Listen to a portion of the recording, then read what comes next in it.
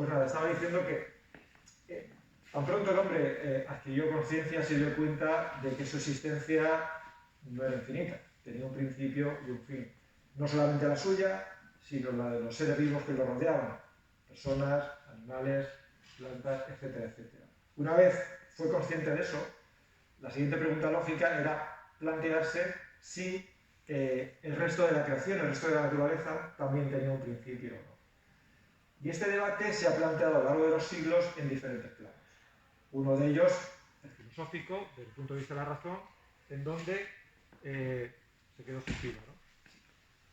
Lo quito y cojo el de mano. Muchas gracias. ¿Se oye? ¿No se oye? ¿No se oye? Sí, sí, sí. Un poquito, sí se oye, ¿no? Vale, perfecto. ¿Detrás me oís bien? Sí, pues ya está. Entonces estaba contando que este debate de si la naturaleza, la creación tuvo un principio o no, se puede plantear en diferentes ámbitos. Uno de ellos es el ámbito de la razón, en donde ha habido a lo largo de la historia detractores y defensores de ese principio, ¿no? De ese origen de todo. Por ejemplo, Platón sí defendía la existencia de un origen, mientras que Aristóteles pensaba que no, que el universo era inmutable y que siempre había estado ahí. Desde el punto de vista teológico, en particular de la teología cristiana, claramente lo que nos dice es que sí que hubo un principio, es lo que nos dicen en Génesis 1 y Génesis 2, y se nos recuerda cada vez que vamos a misa y recitamos el creo. Creo en Dios Todopoderoso, creador del cielo y la tierra. O sea, que hubo un momento en donde se creó algo. ¿Y la ciencia qué ha aportado a este debate? Pues prácticamente nada hasta hace prácticamente muy poco tiempo. Hasta el siglo XVIII, en donde ya la química, en particular, demuestra que la masa se conserva. Tú tienes una reacción química, pesas los compuestos que hay antes de la reacción, pesas los compuestos que hay después de la reacción y aquello no cambia. O sea que hay un resultado importante, que es que la masa se conserva. Un siglo después, la física, en particular la termodinámica, lo que nos dice es que los sistemas físicos aislados también conservan la energía. ¿Vale? Entonces, bueno, eso nos lleva a lo del principio de conservación de masa y energía que todos conocemos, eso de que la masa y la energía no se crean ni se destruyen, solo se transforman. Entonces, puesto que el universo está formado por materia y energía y esta ni se crea ni se destruye, pues parece lógico pensar que el universo tampoco ni se ha creado ni se ha destruido, sino que siempre ha estado ahí. Esa es la visión del universo estático, que fue la visión cosmológica hasta principios del siglo XX. ¿Qué pasa después? Pues que aparece Einstein con su teoría general de la relatividad, que lo publica en 1915, es esa fórmula, en realidad vamos a estar la fórmula más famosa, la expresión más famosa, por supuesto no vamos a entrar en ella, pero es innovadora porque por primera vez me pone en contacto 4 conceptos distintos, que es la materia, la energía, el espacio y el tiempo. Entonces lo que nos está diciendo Einstein es que la materia afecta a conceptos que antes considerábamos absolutos, como son el espacio y el tiempo. La materia puede modificar el espacio y la materia puede modificar el tiempo.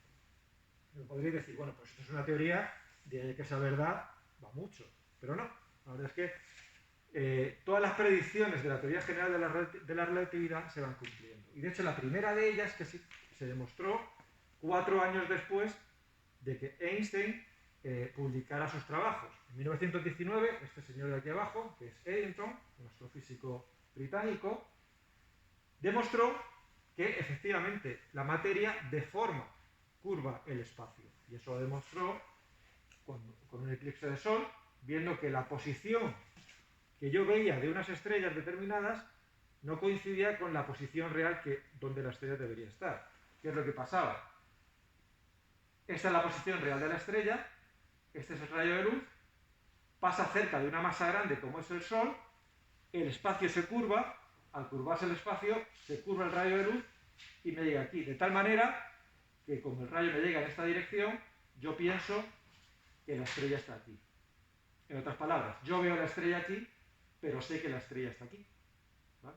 Y esto es porque el espacio se ha curvado aquí. Eso fue la primera comprobación de una de los efectos de la teoría de la relatividad. También sabemos que afecta al tiempo. No sé si alguno de vosotros ha visto la película Interstellar. Si alguien no la ha visto y la quiere ver, pues voy a hacer un poquito de spoiler aquí. Porque si recordáis esta imagen, que es cuando bajan a uno de los planetas, al primero, que es el que está cerca de un agujero negro, pues baja casi toda la tripulación, pero se queda uno en la nave. Están unas pocas horas en el planeta y cuando suben, para la persona que se ha quedado en la nave, han transcurrido décadas. Y es que eso es así. El tiempo pasa mucho más lento cerca de un objeto muy masivo, en particular un agujero negro. Puedo decir, ¿y esto a mí me sirve para algo? Pues a mí me ha servido para llegar esta tarde aquí. Porque si los satélites, por ejemplo, si los satélites GPS no tuvieran implementada esta corrección relativista de tiempo, pues todos nos hubiéramos quedado ya por un barranco, porque nos posicionaría centenares de metros o incluso kilómetros lejos del sitio donde realmente queremos ir. O sea que este efecto de que la materia también afecta al tiempo también se ha demostrado. Y es mucho más útil de lo que en principio podríamos pensar. Bueno, pues este es un poco el panorama. Einstein tiene sus ecuaciones que se cumplen, que son verdad, y ahora aparece una figura fundamental, que es este señor de aquí, que es Georges Lemaitre. Es un sacerdote belga y es uno de los cosmólogos más importantes de la primera mitad del siglo XX. De hecho, esto de la teoría del Big Bang, que muchos de vosotros habréis oído, el concepto de Big Bang es de Lemaitre. Lo que pasa es que es una figura que hasta hace muy poco tiempo no se le ha dado el valor que realmente tiene. Hay una ley muy importante en astrofísica, se llama la ley de Hubble, que nos mide cómo se alejan las galaxias, y hace muy pocos años la Unión Astronómica Internacional la renombró a la ley de Hubble-Lemaitre. De ahí la importancia que tiene. Bueno, ¿por qué surge Lemaitre? Bueno, pues porque él toma las ecuaciones de Einstein. Las ecuaciones de Einstein, hay que poner un poco de contexto, no es x menos 2 igual a 0 y tiene una solución x igual a 2. Es un conjunto de 10 ecuaciones diferenciales no lineales. ¿Eso qué quiere decir? Que no hay una solución única. Depende de las condiciones de contorno, depende de las condiciones iniciales, pues así va a tener una solución en su otra. ¿Qué hace Lemaitre? Coge las ecuaciones de Einstein y dice, oye, yo he encontrado una solución a tus ecuaciones que me da un universo en expansión. No es un universo estático como teníamos antes, sino es un universo en expansión. Se lo comenta a Einstein en el marco de esta conferencia, una de las conferencias de física más importantes de toda la historia, y a Einstein le dice, ¿qué me estás contando? O sea, realmente le dice esto, dice, matemáticamente es correcto, pero tu comprensión de la física es abominable. ¿Por qué esta reacción de Einstein? Porque Einstein también tenía sus prejuicios. Realmente Einstein era panteísta y él veía el universo como algo, digamos, pseudo-divino, de tal manera que era mucho más cercano a la idea de inmutabilidad del universo. Aparte de que un universo en expansión, como luego veremos, si me voy para atrás, al final voy a asumir la idea de que hubo un principio y eso resultaba muy cercano a un creador y eso tampoco le gustaba. De hecho, Einstein hizo trampas e introdujo esta lambda mayúscula aquí, que es lo que se conoce con el nombre de constante cosmológica.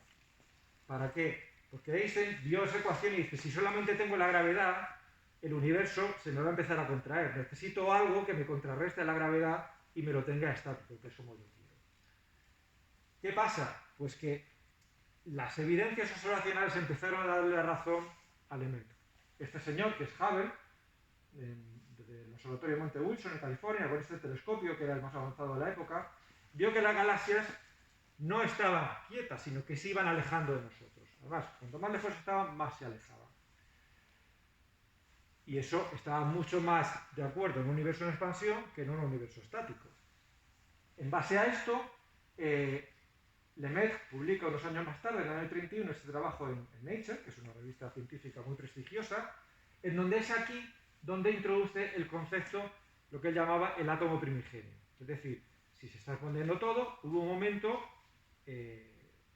hubo un instante inicial de donde salió todo, que es lo que llama el átomo primigenio.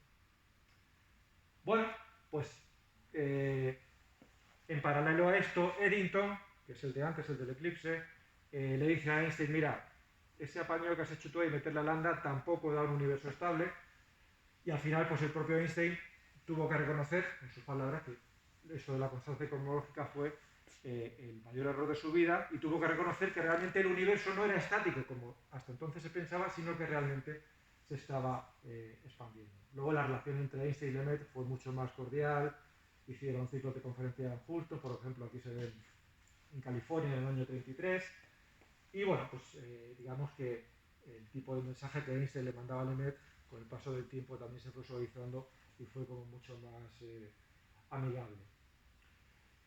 Lo que pasa, o sea, la ciencia no funciona, yo elaboro una teoría y a partir del día 2 la comunidad internacional científica se la cree. No, hay mucho debate y realmente el adoptar una teoría como verdadera pues lleva tiempo, y así es como funciona la ciencia y así es como debe ser. Todo se tiene que poner en tela de juicio y ver si funciona o no. De tal manera que en el año 59 todavía 2/3 de los astrónomos estadounidenses pensaban que el universo era estático. O sea, llevamos ya casi 30 años de los trabajos estos y no veían esto. Bueno, puede ser que sí, pero seguro que hay otro modelo con un universo estático que también explica eso de la expansión de las galaxias. ¿Qué pasó? Pues que cada vez la evidencia observacional era mucho más fuerte en favor de esa expansión.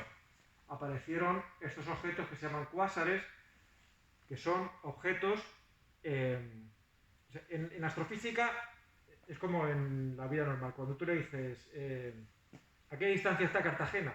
Pues tú dices a 4 horas y media. Para espacio utilizas tiempo, asumiendo una velocidad más o menos constante, ¿no? En el universo pasa lo mismo. Los objetos que están muy lejos son los que su luz tarda mucho en llegar a nosotros. Entonces, ¿y qué pasa? Que yo solamente veo cuásares que están muy lejos y no están cerca. Yo no veo cuásares cerca mía. ¿Qué me está diciendo eso? Que los cuásares existían cuando el universo era joven, cuando hace mucho tiempo, porque la luz ha tardado mucho tiempo en llegar a nosotros. Entonces eran objetos que existían en el universo primigenio, en el universo joven, pero que no existen ahora. Con lo cual esa idea de que el universo siempre ha sido inmutable a lo largo del tiempo también se cae con este trabajo y bueno, con otros muchos. También hay un tipo de galaxias elípticas que no aparecen cerca nuestra, es decir, que son antiguas. El modelo estático no explica de dónde surgen los elementos químicos, de dónde sale el hidrógeno, el helio, el litio. Y finalmente, pues en los años 60, otro descubrimiento, la radiación de microondas, fue el que realmente dio la puntilla, el golpe de gracia a ese modelo estático. A partir ya de los años 60, la comunidad internacional sabe que el universo se está expandiendo, ¿vale? Y esto es un poco lo que se sabe del universo, lo que nos dice el modelo cosmológico estándar. Normalmente se llama la teoría del Big Bang, pero el Big Bang es la singularidad inicial, esa singularidad en donde la temperatura y la densidad es infinita y a partir de lo cual surge todo, ¿vale? Pero digamos, todo el modelo, el nombre oficial es modelo cosmológico estándar, tiene otro apellido también, lo de Lambda Coulomb Matter, pero eso no vamos a entrar. Entonces, ¿qué es lo que nos dice? ¿Qué es lo que nos dice? Que es la pregunta del primer bloque. ¿Qué nos dice actualmente a día de hoy la ciencia, la cosmología, sobre el origen del universo? Pues realmente la teoría de Einstein y la física de partículas nos explica muy bien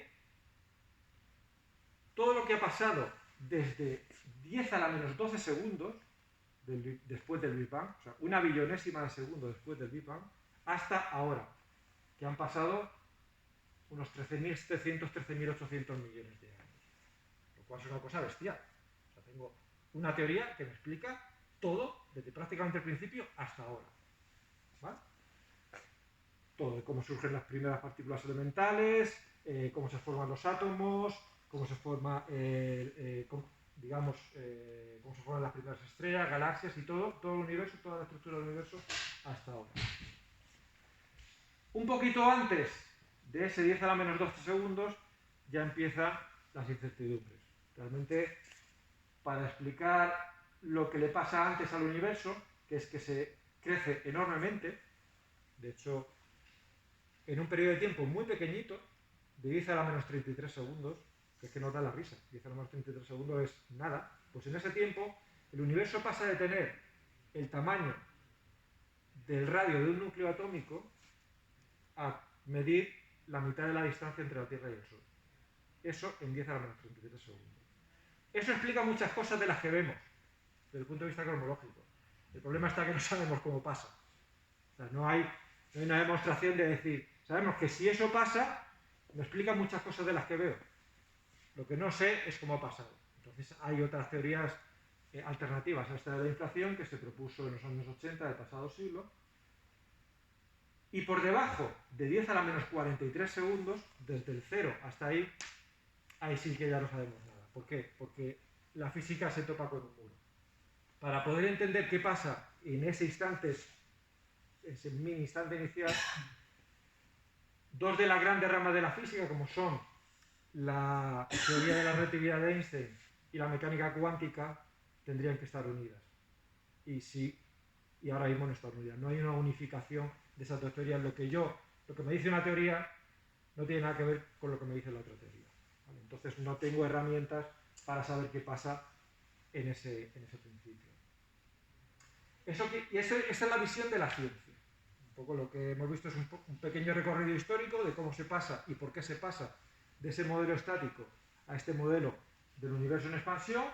Sabemos que tenemos un modelo cosmológico que explica muchas cosas desde casi el principio. Eso no quiere decir que sea perfecto. Hay cosas que yo no sé explicar. Los conceptos estos que probablemente habréis oído de materia oscura y energía oscura. ¿No? La materia oscura es una materia, tiene que ser materia porque gravitacionalmente ejerce una influencia, pero no hay manera de detectarla. Eso se sabe que está por distintas observaciones que se han hecho de distintos cuerpos astronómicos, de la velocidad de rotación de galaxias espirales, como vemos aquí, donde yo esperaría tener una curva como la roja y realmente tengo una curva como la blanca. Eso básicamente, ¿qué es lo que estamos viendo aquí? Imaginaos el sistema solar.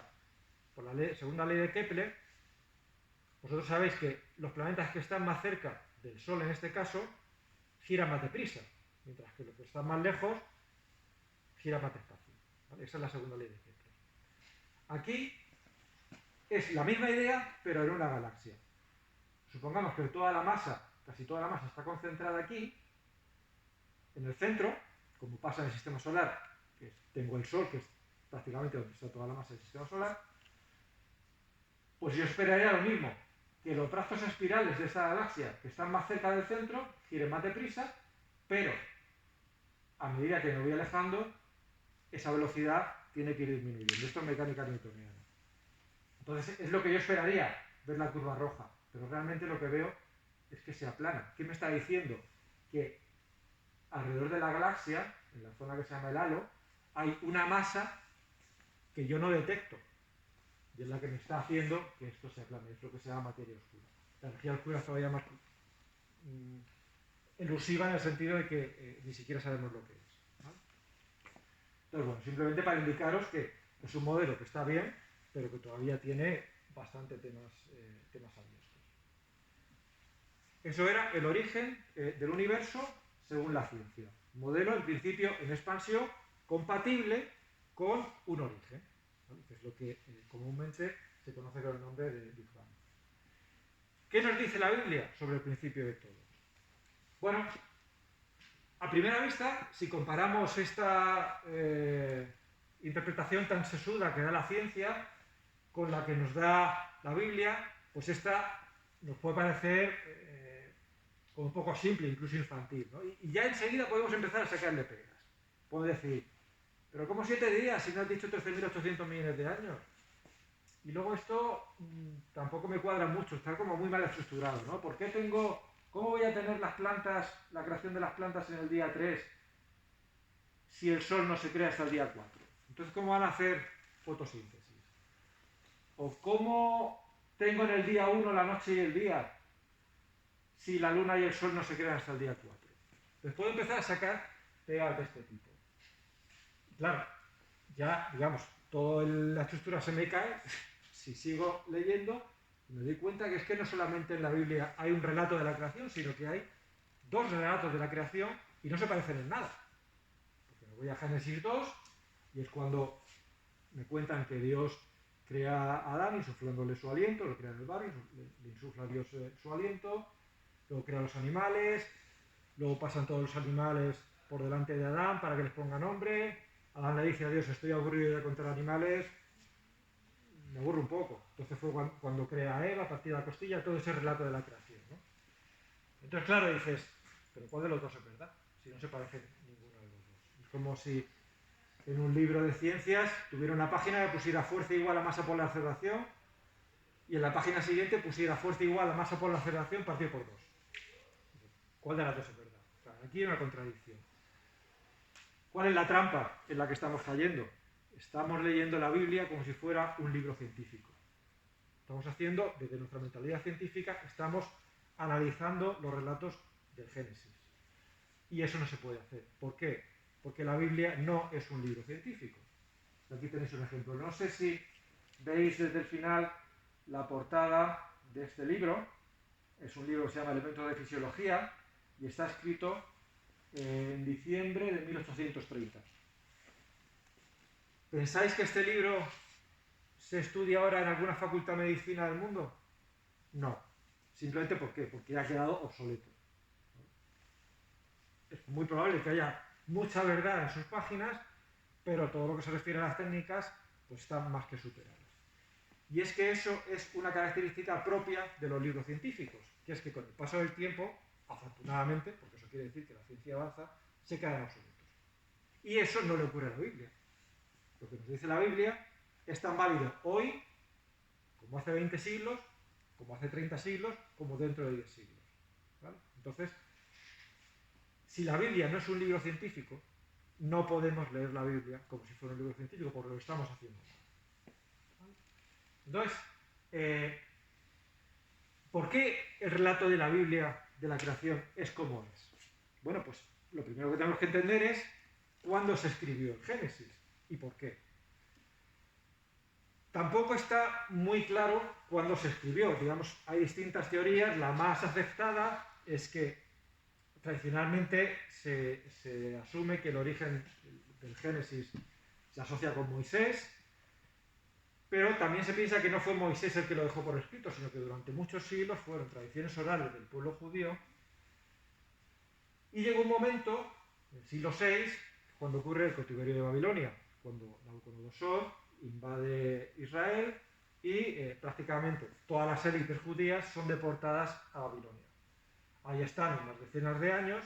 Llegó un momento, Babilonia era una ciudad muy importante, muy cosmopolita, y digamos, los sacerdotes judíos se dan cuenta de que hay mucho peligro de contaminación, sobre todo de la gente que ya ha nacido en Babilonia, por parte de esas culturas paganas y que puede ocurrir que se pierdan las tradiciones judías. Y es aquí cuando se piensa que se pone por escrito el relato del Génesis. Entonces, este relato lo que hace es beber de la cosmogonía de las civilizaciones de alrededor, los sumerios, los acadios, Asiria, Babilonia, etcétera, etcétera. ¿Vale? Digamos que utiliza el mismo tipo de escritura para narrar los hechos, pero hay aspectos fundamentales que cambian entre la cosmogonía pagana y lo que nos dice la Biblia. Los mitos paganos, básicamente, tienen las características que he puesto aquí en rojo, son politeístas, los dioses también se crean y luego se pelean entre sí, siempre hay dioses buenos, malos, unos ganan, otros mueren. Incluso, si veis las deidades de Roma y de Grecia posteriores, viene a ser lo mismo. Y la creación es el resultado de pues una serie de fuerzas, de batallas entre dioses, etcétera, etcétera. Nada de eso ocurre en la Biblia. La Biblia es un Dios, es monoteísta, que no se crea, sino que ya estaba ahí y que en un momento dado decide que va a hacer algo distinto a él mismo, que es la creación. En ningún momento se cuestiona el poder y la autoridad de Dios. Aquí no hay lucha entre dioses y la creación no conlleva ningún esfuerzo. Dios dice, hágase esto y se hace. ¿Vale? Entonces, el relato, digamos, el estilo literario, por así decirlo si queréis, es muy similar a cómo se escribía en esa época y en esa zona, pero el mensaje es totalmente distinto. ¿Vale? Entonces, ¿qué nos dice el relato de la creación del Génesis? Que no nos dice el modelo cosmológico, que no nos dice la ciencia. Pues las preguntas básicas. Nos dice quién creó. La ciencia no nos dice quién creó. La ciencia nos dice cómo evoluciona todo, cómo van las cosas. Pero uno empieza el capítulo 1, versículo 1 del Génesis, y entonces dice, al principio Dios creó el cielo y la tierra. Eso no nos lo va a decir la ciencia. También nos dice que la creación es buena. O sea, nada de lo creado es intrínsecamente malo. Porque vio Dios que cada cosa que creaba era buena. Y eso es un concepto que la ciencia tampoco nos va a dar nunca. Fundamental. ¿Qué papel juega el hombre en toda la creación? Pues, como digo, un aspecto fundamental más en este mundo de relativismo moral que nos toca vivir. Porque lo que nos dice la Biblia es que Dios creó al hombre a su imagen y semejanza. Y eso le confiere una dignidad infinita. Entonces, hay aspectos que quizás en otros grupos puedan estar más mezclados. Por ejemplo, la creación es buena, pero el hombre tiene una dignidad infinitamente superior a cualquier otro ser de la creación. Entonces, planteado en las teorías estas animalistas, donde los animales pueden tener los mismos derechos que el hombre, desde el punto de vista cristiano, claramente no es así. Y lo mismo ocurre con otros temas, como puede ser el aborto, como puede ser la eutanasia, en donde desde el primer momento de la creación se nos está diciendo que el hombre tiene una dignidad infinita. Otro aspecto importante es que evita cualquier tipo de panteísmo. Nada de lo creado tiene rango de divinidad, ¿vale? Sino que está al servicio del hombre. Pues son conceptos muy importantes que, como digo, nos lo da el relato de la Biblia y no nos lo da el relato de la ciencia. Todo está, y tenemos que verlo así, que cada uno da respuesta a preguntas distintas. Esto es lo que nos decía San Juan Pablo II en un discurso que hizo a la Academia Pontificia de las Ciencias. Y abro paréntesis, aunque mucha gente piense que la Iglesia siempre está en contra de la ciencia, siempre ha puesto palos en las ruedas y siempre ha intentado frenar su avance, la historia y la realidad nos dice que esto no ha sido así. De hecho, no en la Edad Media, sino ahora mismo, el Vaticano tiene una Academia Pontificia de las Ciencias para estar al tanto del estado del arte en diferentes disciplinas científicas, y tiene un observatorio astronómico, el Observatorio Astronómico Vaticano, donde hay astrofísicos como yo, pero jesuitas, que yo no soy jesuita, hacen ciencia tan buena o tan mala como la puedo hacer yo. Entonces simplemente son dos ejemplos de cómo, pues si algunos os dicen, es que la ciencia siempre está en contra del avance de la técnica y de perdón, que la religión siempre está en contra del avance de la técnica y de la ciencia, pues claramente ni ha sido así antes, ni es así ahora tampoco. Y esa es un poco la idea que nos dice San Juan Pablo II. La Biblia no intenta explicar cómo surge el universo. Dice, no habla para ofrecernos un tratado científico, sino para establecer la relación entre Dios y el hombre. Bueno, se expresa con los términos de la cosmología usual en tiempos del que escribe, lo que hablábamos antes, ese estilo literario de los pueblos de aquella época. ¿Y qué más nos dice? El mundo no ha sido creado como morada de los dioses, no hay panteísmo. Y lo importante es, cualquier otra enseñanza sobre el origen e información del universo es ajena a las intenciones de la Biblia, la cual no quiere enseñar cómo ha sido hecho el cielo, sino cómo se va al cielo. Ese es el mensaje fundamental. ¿Vale? La Biblia no nos dice, no es un libro científico, una vez más, no nos va a decir cómo se crean los elementos químicos, ese no es su papel, sino dice cómo es el manual de instrucciones para que yo pueda llegar al cielo. Eso es lo que me quiere decir. Claro, uno podría decir, bueno, es que esto también tiene truco, porque esto ha sido un apaño que ha hecho la Iglesia, ahora ya hace, pues eso, 20 o 30 años, visto los avances de la ciencia, pues un poco para reformular la creación y no entrar en conflicto con la ciencia. No es así. Yo me voy al siglo IV y esa frase de ahí corresponde a San Agustín, donde en su obra La interpretación literal del Génesis nos viene a decir lo mismo. Es decir, lo que la Biblia nos dice, pues eso, no quiso enseñar a los hombres estas cosas de astronomía que no reportan utilidad alguna para la vida eterna. Es decir, que la idea de que la Biblia no es un libro científico y lo que nos sirve es de cómo llegar al cielo no es nueva, no es de San Juan Pablo II de hace 20 años, sino que una figura tan ilustre en la historia de la Iglesia Católica como San Agustín ya lo defendía en el siglo IV de nuestra era. Entonces, que no penséis esto de que ha sido un arreglo de última hora para intentar acoplar las dos cosas, ni mucho menos. Vale, pues pasamos ya al tercer punto, que es lo que decía al principio, que considero que es el más importante, en donde vamos a ver que esas dos visiones que hemos visto, la del modelo cosmológico y la de la Biblia, realmente se complementan muy bien e incluso coinciden en ciertos puntos. A ver, ¿por dónde voy? Vale. ¿En qué cosas coinciden, por ejemplo? Pues en estos tres puntos que yo he indicado aquí. Ambas me dicen que la creación es gradual. Tanto el modelo cosmológico como el Génesis me dice que la creación es algo que va ocurriendo poco a poco, en la cual va aumentando cada vez más el grado de complejidad. Cada vez se crean cosas más complejas. Y eso ocurre tanto en el relato del Génesis como en el relato científico. Se crea el espacio. Eso me lo dice el modelo cosmológico, lo que decíamos antes, el momento. En el Big Bang lo que ocurre es que se crea la materia, la energía, el espacio y el tiempo. Nada de eso existía antes. Y esta creación del espacio también aparece en el día 2, cuando Dios separa la bóveda de las aguas de arriba a abajo y crea ese espacio. ¿Vale? Y luego también se crea el tiempo, y en esto sí que me voy a detener un poquito más, porque yo creo que es interesante que nos paremos un poco en ello. Es importante tener en cuenta esto de que el tiempo es creado. Me lo dice tanto la Biblia como dice en el principio, como dice el modelo cosmológico. El tiempo fuera del universo no existe, no tiene sentido. ¿Vale? Solamente tiene sentido en el universo creado. En palabras de Lemaitre, o sea, el Big Bang es como un día sin ayer. ¿Vale? Por eso es cuando empieza el tiempo.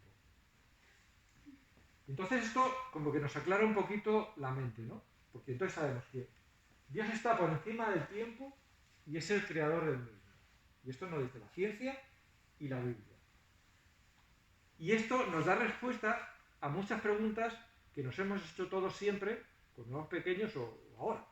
Pues, ¿qué había antes del universo? Pues no había nada.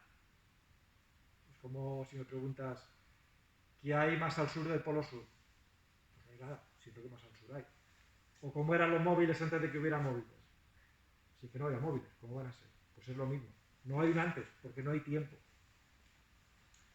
Y estas preguntas que todos nos hemos hecho, ¿no? Entonces, uno que se muera ahora, tiene que esperar el que se murió, Moisés, o Abraham, que se murió en el siglo XX antes de Cristo. Lleva ya 40 siglos esperando allí hasta que llegue el juicio final, que a saber cuándo llega. O las almas del purgatorio. ¿Cuánto tiempo están ahí esperando hasta llegar al cielo? Nada de esto tiene sentido, porque no existe el tiempo fuera del universo. Entonces, de hecho ya también San Agustín, una de las críticas que recibía del mundo pagano era justamente esa, ¿no? Es decir, bueno, ¿y qué hacía Dios antes de crear el universo? Estuvo ahí una cantidad infinita de tiempo sin hacer nada, hasta que un día se levantó y dijo, voy a crear el universo. Y ya San Agustín, en el siglo IV, se adelantó a Einstein, de la teoría de la relatividad, diciendo que no, que el tiempo ya no existía, que se creó juntamente con el universo, ¿no? En su frase, las confesiones, si no había tiempo antes de la creación, ¿qué sentido tiene preguntarse por lo que hacía Dios entonces? Si no hay tiempo, no hay un entonces. ¿Sabes? Y esto, en la misma línea, se expresa Benedicto XVI en esta encíclica cuando habla de la vida eterna. Que es una cosa que tal y como expresa él, como que nos da a veces mucha pereza, ¿no? Es decir, porque uno se imagina la vida eterna, pues ahí sentado en una nube, y un día, y otro día, y otro día, y no es así. Y es un poco lo que en este párrafo, pues dice, eterno suscita en nosotros la idea de lo interminable. Y eso nos da miedo, ¿no? Luego habla del concepto de vida y ese apego que tenemos a las cosas de aquí, decir, no, sí, en el cielo estaremos bien, pero yo me quedaré aquí, pues no estoy tan bien, pero voy a quedarme aquí un poquito más, ¿no? Todavía no tengo ganas de irme, ¿no? Que es un poco lo que nos pasa muchas veces a todos. Y entonces, bueno, pues lo que nos viene a decir es justamente eso, que no es un continuo, la eternidad no es un continuo sucederse de días del calendario. No es así, el tiempo no existe, es un estado. Básicamente se define con esta frase de aquí, ¿no? del Evangelio de San Juan. Volveré a veros y se alegrará vuestro corazón y nadie os quitará vuestra alegría. Es un estado de alegría, estar en el cielo es un estado de alegría al estar enfrente de Dios. No es un tiempo, es un estado. ¿Vale? Entonces, es importante tener en cuenta esto. Fuera del universo creado no existe el tiempo. ¿Vale? Ahora estaríamos tentados a pensar en esto. Bueno, si hay coincidencias entre lo que nos dice la ciencia y lo que nos dice la Biblia, ¿puede demostrar el modelo cosmológico la existencia de Dios? Y la respuesta es un no, y un no grande, así como lo he puesto. La ciencia nunca va a poder demostrar ni la existencia ni la no existencia de Dios. ¿Por qué? Porque la ciencia utiliza una serie de herramientas, se llama el método científico, que no puede abarcar, no puede diseñar un experimento nunca la ciencia para saber si Dios existe o no existe. O sea, esto sería, por ejemplo, como se me cae el móvil al agua y voy a una carpintería. Digo, por favor, ¿me puedes arreglar el móvil? Claro, el carpintero dice, yo no tengo aquí las herramientas para arreglarte el móvil. Como mucho te puedo hacer una carcasa de madera si quieres, pero más allá no puedo ir. Dice, bueno, es que lo mismo no sabes todavía. Voy a venir dentro de 20 siglos. Y dentro de 20 siglos voy yo con mi iPhone 618 y le digo, se me ha caído el móvil al agua. Y si por aquel entonces todavía cuando se cae el móvil al agua tienes un problema, pues lo tienes que arreglar. Y si vas a la carpintería, el carpintero de dentro de 20 siglos te va a decir lo mismo. Te va a decir, yo es que no tengo las herramientas para arreglarte el móvil, porque yo me dedico a otra cosa. Eso es lo mismo con la ciencia y la existencia o no existencia de Dios. Dicho esto, sí que hay indicios en la naturaleza que pueden apuntar a que Dios existe. Es decir, igual que a través de la obra de un pintor podemos llegar a conocer al autor del mismo, a través de la naturaleza, ciertos aspectos de la misma me pueden apuntar a la posible existencia de Dios. Aquí he puesto dos. La naturaleza sigue unas leyes complejas, y es la naturaleza es compleja, y hay un cierto orden en todo lo creado.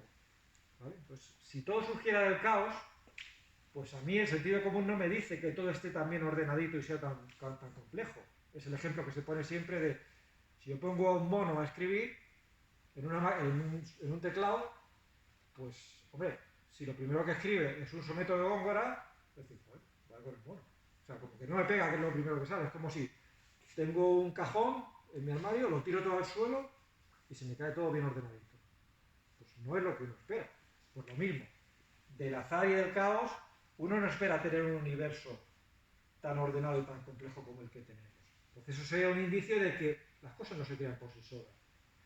Luego está el tema del ajuste fino.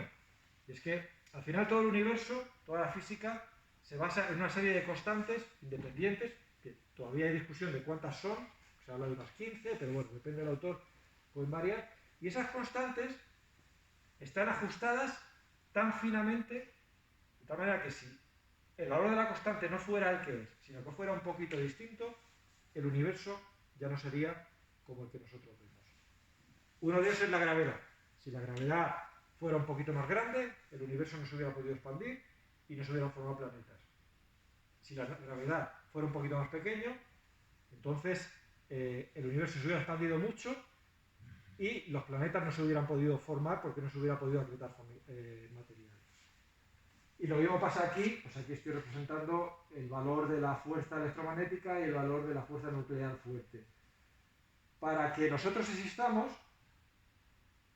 pues es solamente este cuadradito aquí en rojo. Si me voy fuera de estos valores,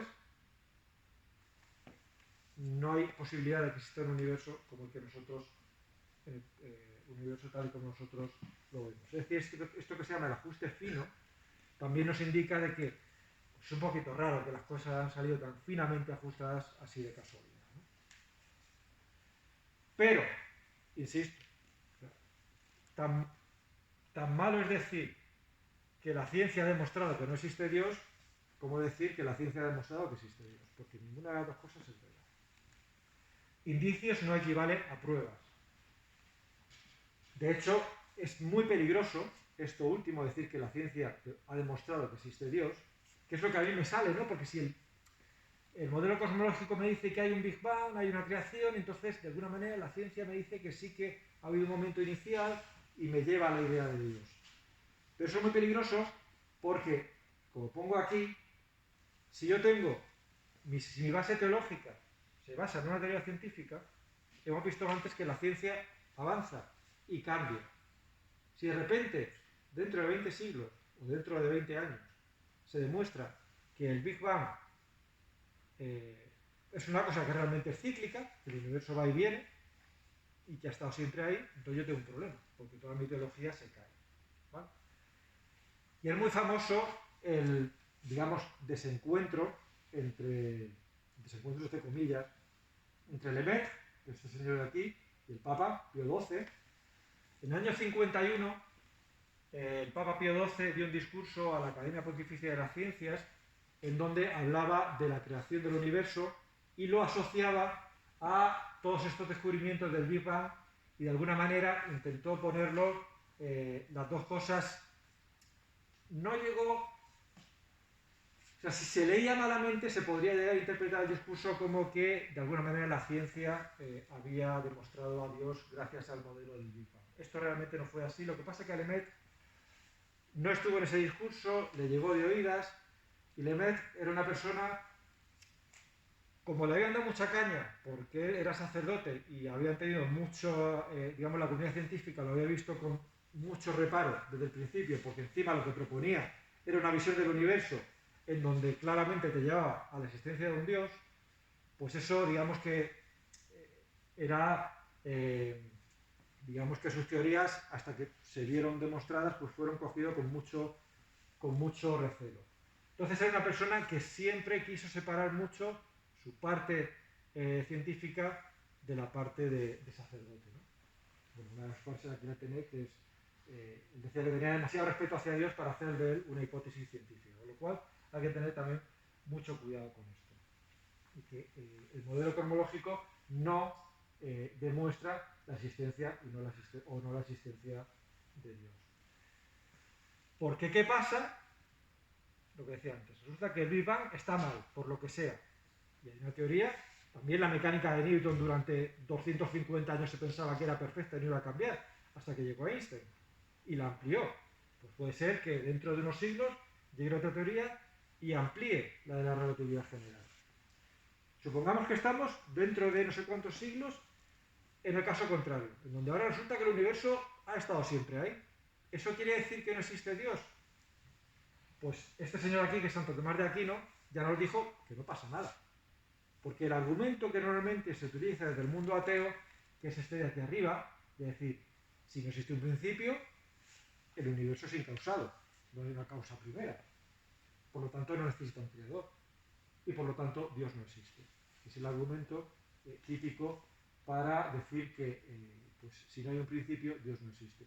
Lo que nos dice Santo Tomás es que esto es erróneo, esto es una trampa, porque el tener un comienzo y el ser creado son dos conceptos diferentes. El símil que siempre se pone es el de una novela. Yo puedo tener una novela. La novela puede ser infinita. La novela puede haber estado ahí siempre. Pero para que haya una novela, tiene que haber habido alguien que la haya escrito. Es la misma idea. El universo puede haber estado ahí siempre.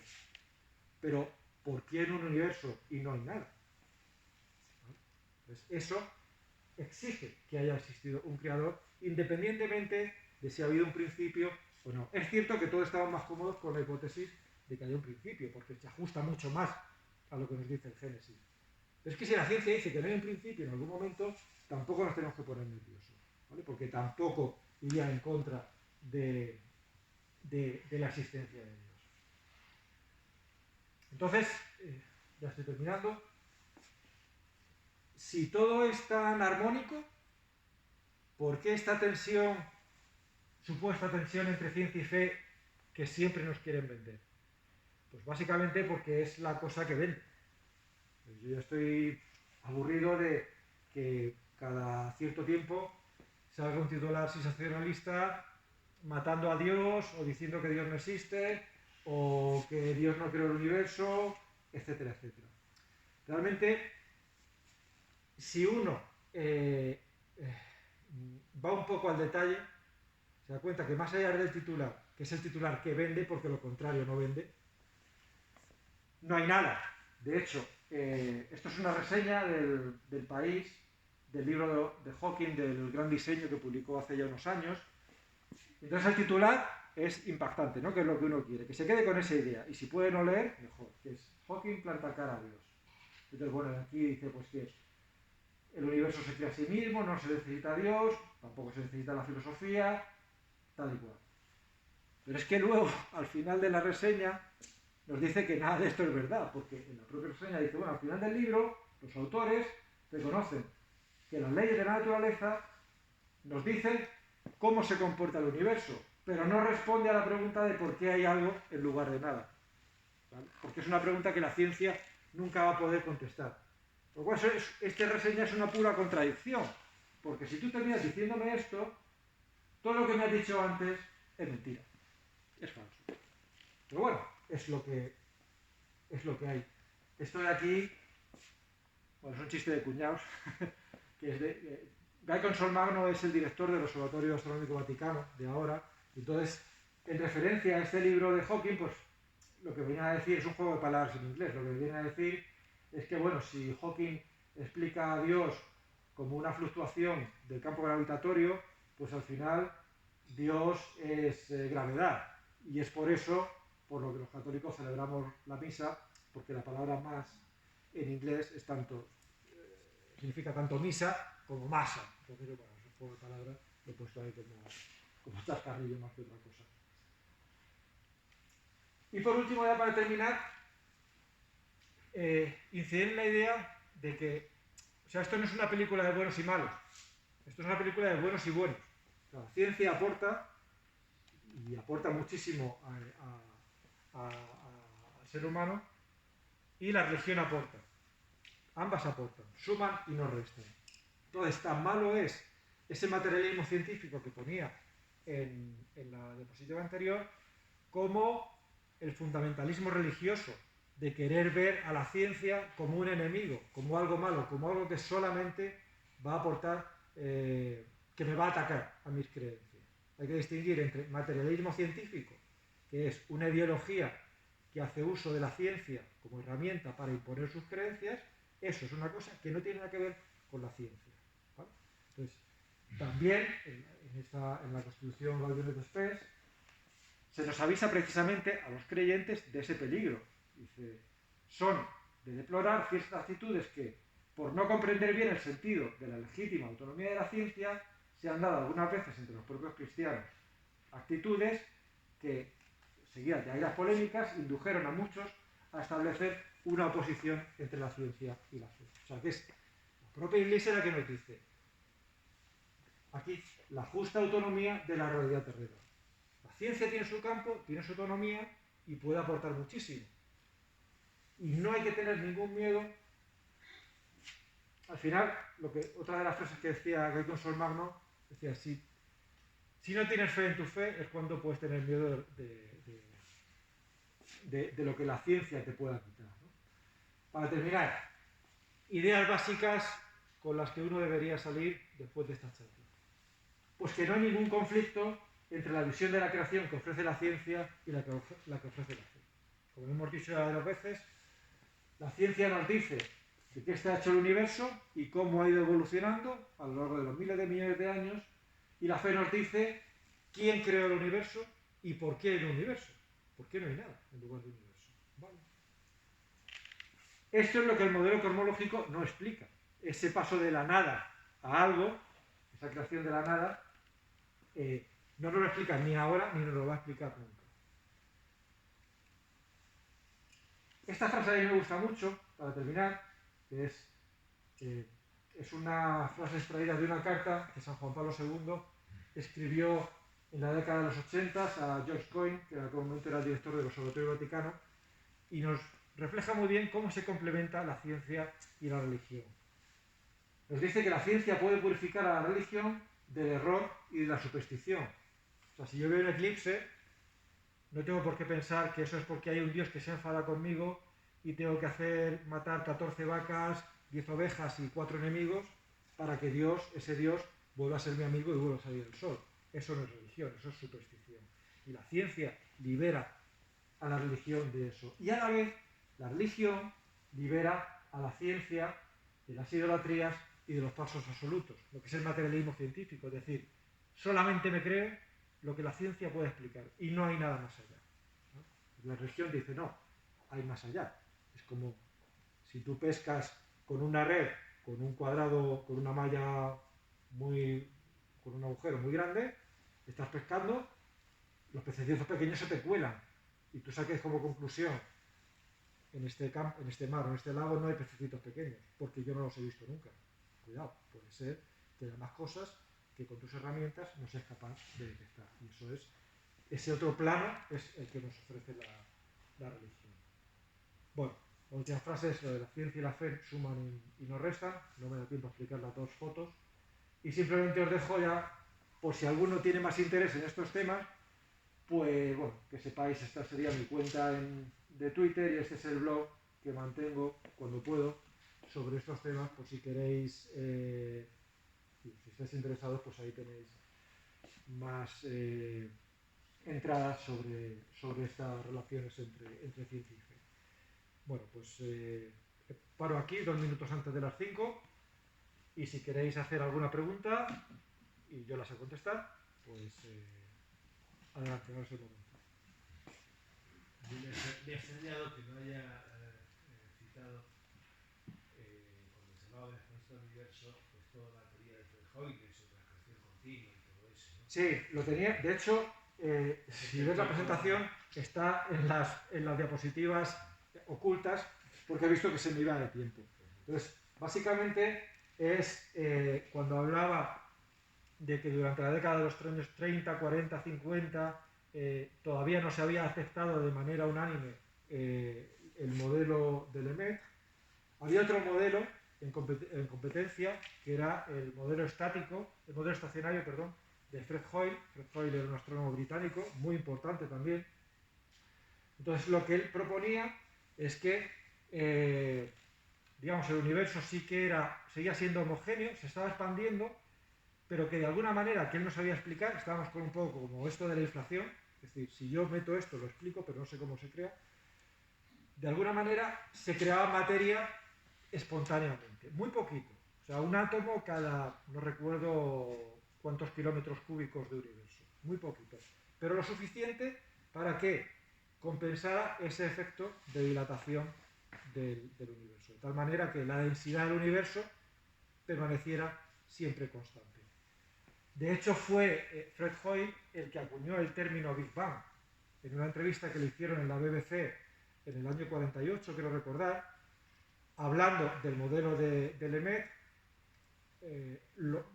y de este átomo primitivo, de este principio, fue cuando él acuñó el término Big Bang, de alguna manera un poco irónica o despectiva, de decir, bueno, esa es la gran explosión, ¿no? Como empieza todo, que curiosamente es como luego se ha reconocido al modelo. Tuvo ahí unos años en competencia con el modelo cosmológico estándar, pero, como decía antes, las pruebas observacionales el modelo estacionario no explica cómo surgen los elementos químicos, no explica ni mucho menos la radiación de microondas del año 64, etcétera, etcétera. Entonces, la evidencia observacional claramente decantó a la balanza hacia el modelo actual y el modelo estacionario de Fred Hoyle, que tuvo su importancia, porque al final todos nos movemos por prejuicios, ¿no? Y por cosas que conocemos. El modelo estático, el que el universo estaba ahí inmutable, era una cosa muy, muy arraigada en todo el mundo, incluso en los científicos. Entonces, desarraigarnos de repente de eso, como que cuesta. Entonces, se intentaba buscar otras vías que compaginaran lo que yo veía con esa estaticidad del universo, hasta que se vio que era imposible compaginar ambas. De que el principio antrópico tiene alguna tiene una validez ahora mismo que enuncia que el universo está hecho de tal manera que solo siendo así puede existir el hombre. Claro, digamos que el principio antrópico está muy ligado a lo que decía yo sobre el ajuste fino. Es decir, el universo es como es para que pueda existir el hombre. Entonces, esto del ajuste fino es algo que incluso desde los sectores más agnósticos o más ateos ni se plantea. Es decir, realmente el universo está muy, muy bien afinado para que al final pueda surgir la vida. Es tan evidente que no hay polémica. El argumento para poder explicar eso desde el punto de vista de los no creyentes es el concepto de multiverso, que quizás os suene. Es decir, realmente no hay solamente un universo, sino hay, depende del concepto de multiverso que se maneje, puede haber hasta infinitos universos paralelos. ¿Vale? Entonces, claro, nosotros estamos aquí porque da la casualidad que estamos en un universo donde las constantes son las que son para que pueda dar lugar a la existencia de vida. Pero hay un montón de universos en paralelo donde no existe vida, porque al final todo surge, según dicen ellos, de una fluctuación cuántica en el vacío. Entonces, ¿qué pasa si hay infinitos universos? Primero que es una teoría que la ciencia es muy difícil que pueda demostrar en ningún momento. O sea, yo aquí digo una cosa, pues claro, si no tienes una base medio científica y si no lo puedes demostrar, pues tiene poca validez, ¿no? Entonces, el concepto de multiverso hay que tener en cuenta que no es un concepto científico, porque no se puede demostrar, es simplemente una idea. Pero supongamos que en algún momento esa idea pasa a ser científica y se puede demostrar. No pasa nada. ¿Qué pasa? O sea, si Dios puede crear un universo, ¿no puede crear infinitos universos? O sea, Dios, tal y como lo concebimos, es omnipotente. Entonces, ¿le voy a poner yo trabas a la creación de Dios? No, créame 50 universos y luego ya no crees más. O sea, desde el punto de vista de la religión, si realmente en algún momento, que no lo veo probable, pero imaginaros que sí, se demuestra empíricamente que existen otros universos, no pasa nada. Dios puede crear lo que quiera y hasta cuando quiera, puede crear infinitos universos sin ningún tipo de problema. ¿Vale? Entonces, digamos, ahora mismo las evidencias observacionales de la ciencia nos dice que ese principio antrópico sí que está muy vigente porque lo que nosotros vemos es un universo muy ajustado para que nosotros estemos aquí. Y, digamos, la alternativa, que sería el multiverso, no deja de ser una idea feliz, pero no es una idea científica, ni mucho menos ahora. Si os parece, para ajustarnos al tiempo, terminamos la sesión agradeciendo a Enrique su amabilidad. A usted por invitarme y a vosotros por estar aquí.